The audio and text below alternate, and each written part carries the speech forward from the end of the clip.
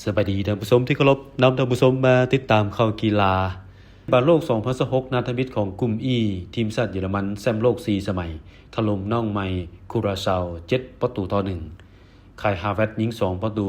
เฟลิกซ์เอนเมซ่านิโกสลอตเทเบกยามาลมูเซลล่านาธาเนียลบราวน์และเดนิสอุนดัฟผู้รับประตูขณะที่ทีมชาติไอวอรี่โคสต์หรือโคตดิวัว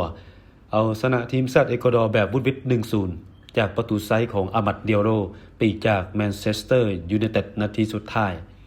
นัดต่อไปของกลุ่มนี้จะแข่งขันเช้าวันที่21มิถุนายนเยอรมันพบกับไอวอรี่โคสต์เวลา 3 โมงคูราซาวพบกับเอกวาดอร์เวลา 7 โมง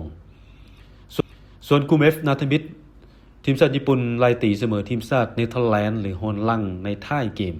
เสมอกัน 2-2 ส่วนทีมชาติสวีเดนหรือทีมชาติสวีเดนเอาชนะทีมชาติตูนิเซียหรือเอิ้นว่าตูนิชีไป5ประตูต่อ1นัดต่อไปเนเธอร์แลนด์จะพบกับสวีเดนคือวันที่20มิถุนายนเวลา 12 โมงกลางคืนและตูนิชีพบกับญี่ปุ่นเช้าวันที่21มิถุนายนเวลา 11 โมงสำหรับตารางการแข่งขันในค่ำคืนนี้และตอนเช้าของมื้ออื่นค่ำคืนของวันที่15ห้อเป็นกลุ่มนาทมิตรทีมชาติสเปนหรือแอสปายพบกับทีมชาติแคปเวิร์ดน้องใหม่เวลา 23 โมง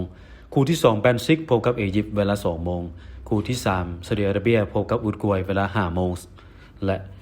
คู่ที่4อิหร่านพบกับนิวซีแลนด์เวลา 8 โมงเช้า